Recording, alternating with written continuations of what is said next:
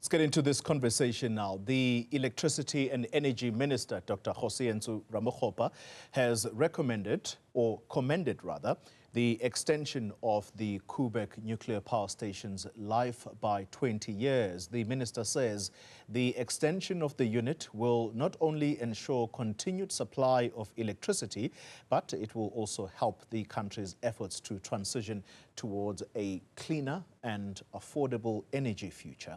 The Cape Town power plant provides about 930 megawatts to the national grid. Let's get more now on what this extension means for Eskom. And joining me for this conversation is Vela Pintuli. He is the Koeberg Power Station Manager. Mr. Ntuli, good evening to you, and thank you very much for your time. Let's begin the conversation about the amount that is budgeted for the refurbishments of both Unit 1 and Unit 2 at the Koeberg nuclear power plant. Good evening, colleague, to you and to your viewers.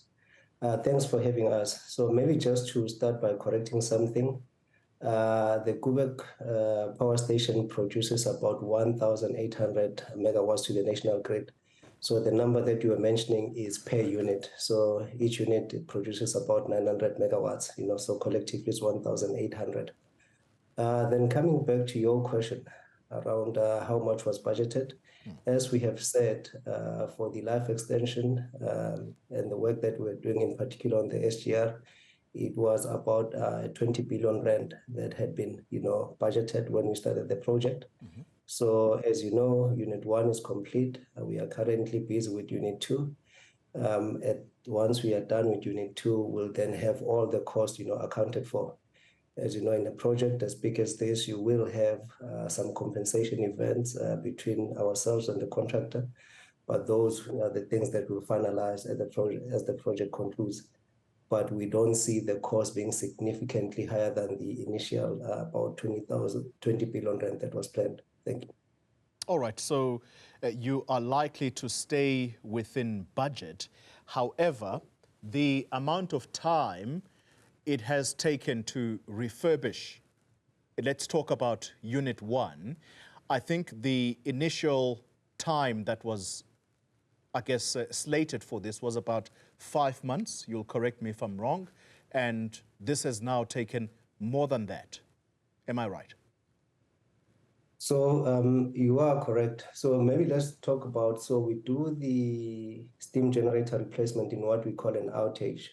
So in our outage, we'll have other maintenance work that we do, because in an 18-month cycle, we maintain our power plants to make sure that, we do not have any unexpected failures when we are online. So yes, initially when we started on Unit 1, we had a period of about 5 months that we were going to do the work, and it took us significantly longer than that. And due to challenges that we had while we were doing the replacement of the steam generators. So we worked through those issues, and in December last year, Unit 1 came back online after we had finished, and it has been operating since then. I think the key thing to mention is the major cost, over 80% of this cost, they are not incurred when you are in the outage. The major costs for steam generators are actually incurred in the manufacturing part of it. So we can't say that, because it took almost double the time, or, then the costs are doubled or something like that, because the major costs would have been incurred during manufacturing of the steam generators themselves. Yeah. So the reason why I'm placing lots of emphasis on the time to refurbish this plant and the cost factor is based on what is clear now, that the 5 months initially thought would be enough to refurbish this plant. I think that now has risen to about 18 months. You'll correct me if I'm wrong here. So are you saying that between this 5 and 18 months, the cost overruns have not yet exceeded 20 billion rand? Yeah, I think there is a few things that are incorrect, really. So we do this per unit, all right? So we took out unit one and we refurbished it, and that was done. We planned the outage for about 5 months, for that unit, and that work was done. And after then the unit was, returned. You are correct in saying that we did not return the unit in the original time that we planned. We overran. But those costs, we cannot say, for example, if we were to just to do a crude maths and say maybe it was costing us 10 billion rand per unit, we can't say that because there was an overrun in the duration, then the cost have doubled to 20 billion rand. Purely because of what I've just said, that most of the cost that you incur is in the manufacturing part. The installation part, it's minimal cost really if you look at the overall cost of the project. So unit one is done. Then now we are busy with unit two. And once we complete that, then we'll, account for all the costs, and we don't see it being significantly higher than what we originally, estimated. Yeah. Let me take a time for you and I to listen to Peter Becker. He is a former National Nuclear Regulator Director, and he says the extension was essentially a rushed decision. Let's just hear him out, and we'll pick up after his bite. I mean, we are now less than 7 days away from when the license expires. This is a process that should have been completed at a leisurely pace. It should have been started many, many years ago. And what should have happened is first a consultation with the regulator to find out what were the requirements of making Koeberg safe before spending the money. But it's all been done in a reverse order. Eskom made a contract. They signed that contract with Framatome, which subcontracted to companies such as Jacobs Engineering, deciding to do the life extension. After they've contracted for that work, they approached the NNR and said, oh, can we have an approval? And that really is not really the right way around to do things. So there are many issues that have not been addressed, and the NNR was not able to say that they can carry on with Unit 2, but because Unit 1 was about to expire, they've made that decision, which I believe has been quite rushed, to say that Unit 1 can continue operation. Mr. Nduli, you've heard Peter Becker there. How do you respond to what he says? Yeah, so I will state what the facts are, Tony. The fact is that this thing did not start a year or two ago. It's possibly about a 10-year journey when we started in this, on this part to extend the life of Koeberg. We had to make 10 years ago investment decisions around that what are the key components that we will need to replace to ensure that Koeberg can run safely beyond the 40 years. Yeah. And that's when we started. That long ago, we then approached the NNR, which came up with a framework as to if we wanted to extend life, what would the framework be? So it's not something that started a year or two ago. It's a year that started a while back, and we've been in this journey since. There's a lot of work that we had done to ensure that Koeberg is safe and we can continue to operate. So the Eskom view is that this was not a rush job. It was a well thought through job, and it started way ahead of time, and we went through it. Is he correct, though, when he says the process was done in reverse? What do I mean by this? That you started refurbishing the plant, in other words, you contracted people before you applied for the extension of the license? No, that is incorrect. When, as a licensee, you have a responsibility to run your plant and to run your plant safely. As you run your plant, you monitor certain equipments, and those equipment that needs refurbishment, you refurbish them. We signaled a while back to the regulator that this is what we wanted to do, and we came up with a framework that we needed to implement for us to be successful in that. So we did not go ahead and do things and then from there contacted the NNR. That is, it is not correct. We did things the way that we had agreed, or what the framework that was laid out by the regulator for us as a licensee, and possibly it would have been the same framework if there was any other nuclear power plant in South Africa that was being run. So it was not only special for Koeberg, but the NNR. I think you've heard the CEO say that they are part of the wider organization, and they came up with a credible path for us to follow if we wanted to extend the life of Koeberg. Yeah. So it was in the reverse. Thank you. There's another point he makes, and I'd like us to just have a listen quickly, and then we'll pick up after that. What was the cost and what's the benefit? And what are the risks involved?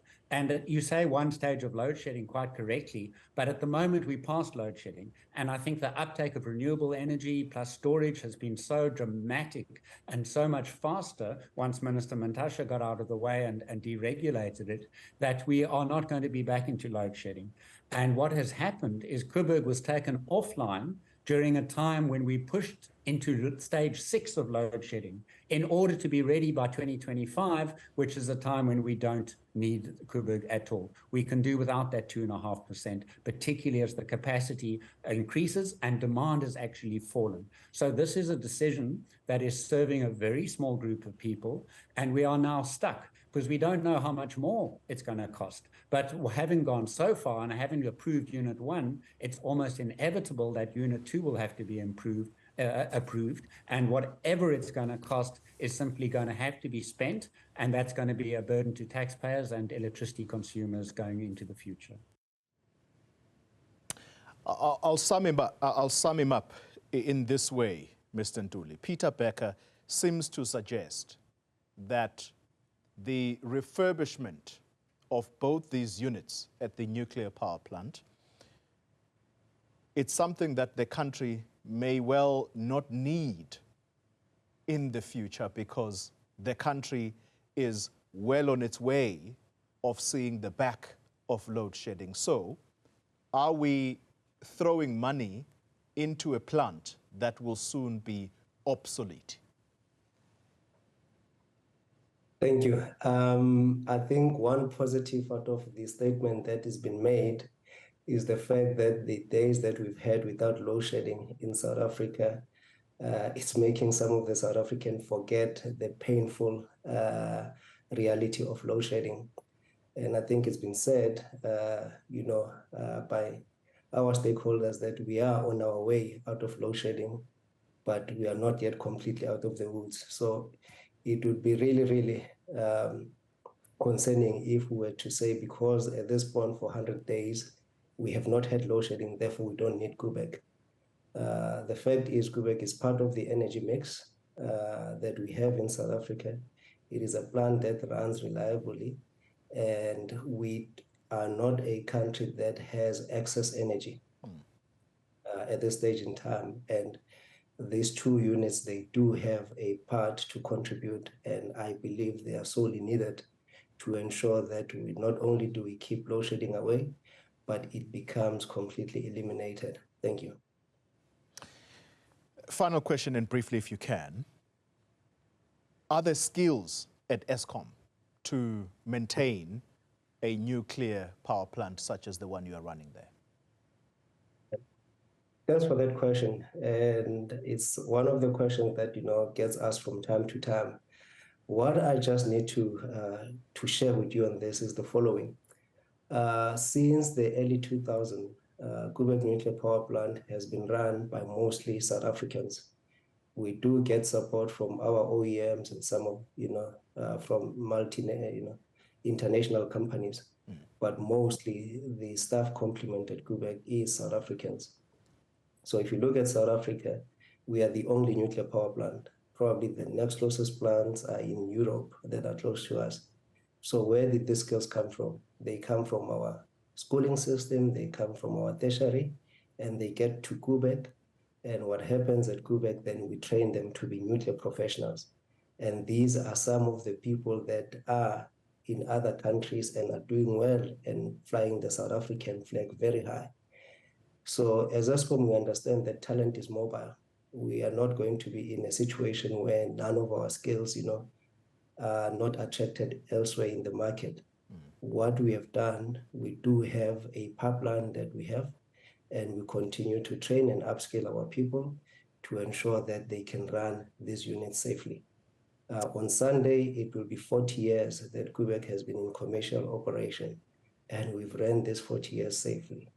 We have an intention to run the next 20 years also safely with the predominantly South African skills that we have, because we believe in Team South Africa, we believe in the skills that we have, and we believe in the training programs that we have.